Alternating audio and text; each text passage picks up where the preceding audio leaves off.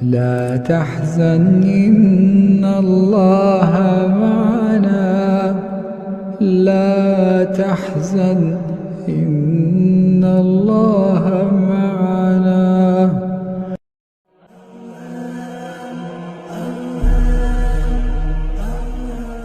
اٹھتے بیٹھتے آتے جاتے استغفر اللہ ربی استغفر اللہ الذی لا الہ الا هو الحی القیوم واتوب الیہ استغفر اللہ ربی من کل ذنب واتوب الیہ. یہ پڑھا کرو جتنے استغفار آپ کو یاد ہے، بہت زیادہ پڑھو، کم پڑھنے سے نہیں کام چلے گا، کیونکہ دنیا کی تمام تکلیفیں، رنج اور غم، صدمہ اور مصیبت، فتنہ اور پریشانی سورت انفال میں ہے، استغفار سے ختم ہو جائے. استغفار ہمیں کرنا چاہیے. پیرانی پیر شیخ عبد القادر جیلانی نے ایک موقع پر لکھا ہے کہ جن کو استغفار کا پتہ ہے اور پھر وہ پریشان ہوتا ہے، فرمایا بہت بڑا کذاب اور جھوٹا ہے. یہ تو خدا کا فیصلہ ہے کہ آپ استغفار کریں، میں پریشانیاں دور کروں.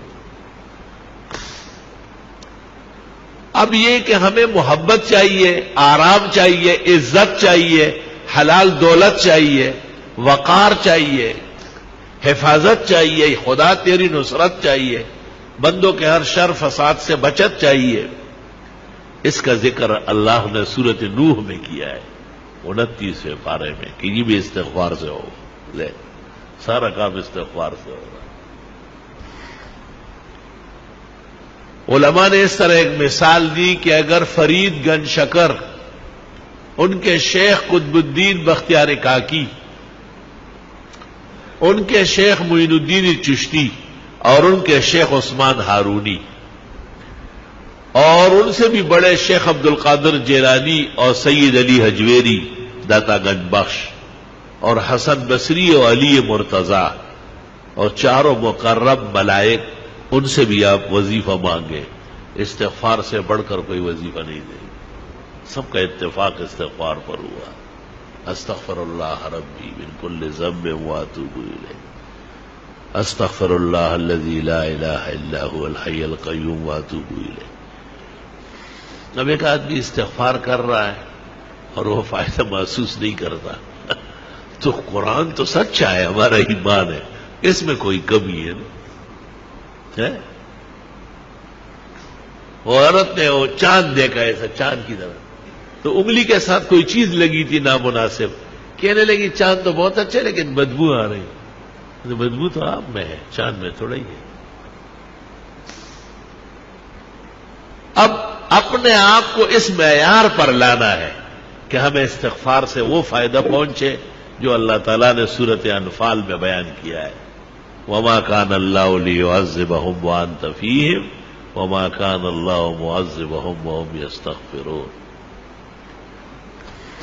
ایک ایسی نیکی اور ایسا عمل جو نبی کے برابر ہو یا نبی جیسی رحمتیں مل جائے، قرآن کی اس آیت میں ہے جو میں نے پڑھی کہ وہ استغفار کا عمل. یا تو نبی کی وجہ سے بچتے ہو یا استغفار سے بچت. خوب استغفار کیا کرو. بعض راتیں مناؤ، باقاعدہ بعض اوقات منا لو کہ بھئی میں سحری میں اٹھوں گا اور سورج نکلنے تک استغفار کروں گا، اور میں جمعے کی نماز کے لیے 2 گھنٹے پہلے آؤں گا، سورۃ کاف پڑھوں گا، 100 مرتبہ درود ابراہیمی پڑھوں گا، بس پھر جمعے تک استغفار کروں. جمعے میں اتنا ٹائم نہیں ہے، چلو عصر سے مغرب صحیح ہے، مغرب سے عشاء تک کچھ تو ادھر کنڈے زویا سوخو بویا، کچھ تو کرے آپ، اپنے آپ کو ذرا قیمتی بنائے. جتنی خوشیاں چاہیے، جتنے آرام اور راحت چاہیے، جتنی عزت چاہیے، اللہ تعالیٰ سورۃ نوح میں فرماتے ہیں فَقُلْتُ اسْتَغْفِرُوا رَبَّكُمْ، استغفار کرو وہ مل جائے، سب عطا ہو جائے. ہمیں بھی دعاؤں میں یاد رکھو، دینی مدرسوں کو بھی، طلباء کو بھی، اور یہ موجودہ پریشانیوں کو بھی، اور استغفار کی کثرت کرو. راتوں کو بستر پر جاتے وقت 33 دفعہ سبحان اللہ، 33 مرتبہ الحمدللہ، 34 مرتبہ اللہ اکبر پڑھا کرو. آج ہی بخاری شریف میں آ رہا تھا کہ حضرت فاطمہ آئی اور ام المومنین عائشہ کو کہا کہ حضرت غلام بانٹ رہے ہیں، مجھے بھی کوئی نوکرانی دے دے۔ جب حضرت آئے بتایا، انہوں نے کچھ کہے بغیر ان کے گھر گئے اور ان کو کہا بس رات کو یہ پڑھا کرو 33 مرتبہ سبحان اللہ، 33 مرتبہ الحمدللہ، 34 مرتبہ اللہ اکبر۔ یہ دنیا بھر کے غلام کنیز آرام و راحت سے بہتر ہے۔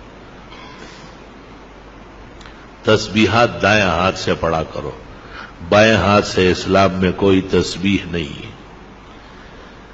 جو مسئلہ نہیں جانتے ان کو بتانا ضروری ہے، جو جاننے کے بعد بھی نہ مانے اللہ ان کو ہدایت کی توفیق دے۔ آپ کا کام اور ہمارا کام خیر آگے بڑھانا ہے، خیر منوانا ہماری ذمہ داری نہیں ہے۔ اللہ نے نبی کو کہا ہے انما علیک البلاغ وعلینا الحساب، آپ پہنچائیں، حساب میں خود کروں۔ تسبیحات جس طرح نمازوں کے بعد ہے اس سے زیادہ ضروری رات کو سوتے وقت ہے۔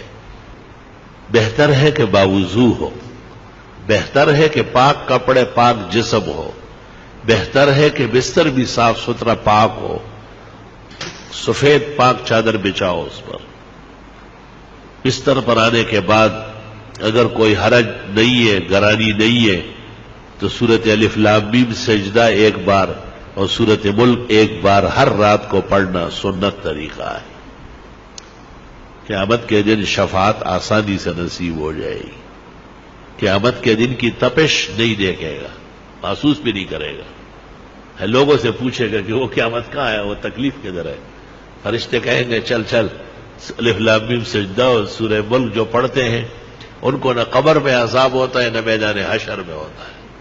یا رب تیری کتنی عنایات و احسانات۔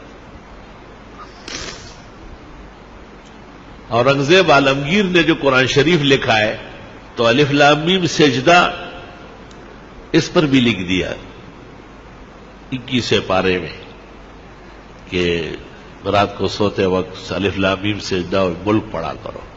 پھر 29 پارے میں جب سورۃ ملک آئی پھر لکھنے لگا تو کاتبان جو بیٹھے تھے انہوں نے کہا حضرت یہ لکھ چکے ہیں وہاں، کہا آرام سے رہو، وہ الف لام میم سجدے پر لکھا، یہ سورۃ ملک پر لکھا۔ اور حدیث شریف لکھنے کے بعد لکھ فرمایا بس اورنگزیب کا یہی مقصد تھا کہ یہ لکھا ہوا قیامت تک رہ جائے، شاید کوئی عمل کر کے اور مجھے بھی قبر کے عذاب سے اور جہنم کے تپش سے اور قیامت کی پریشانی سے اللہ تعالیٰ نجات نصیب فرمائے۔ الحمدللہ رب العالمین۔ اللہم صلی وسلم علی النبی وعلی آلہ وصحبہ۔